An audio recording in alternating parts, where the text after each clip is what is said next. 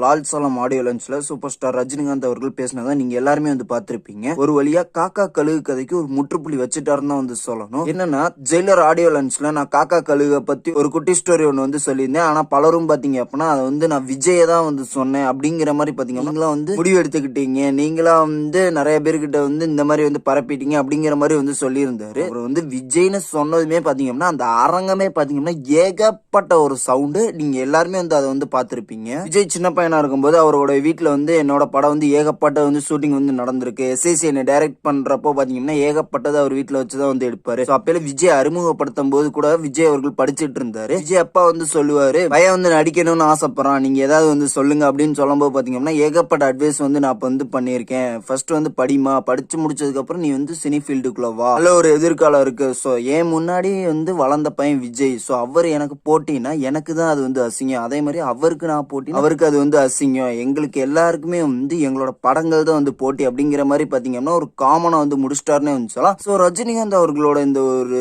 பேச்சுக்கு வந்து நீங்க என்ன நினைக்கிறீங்க அப்படின்றத கமெண்ட்ல வந்து சொல்லுங்க.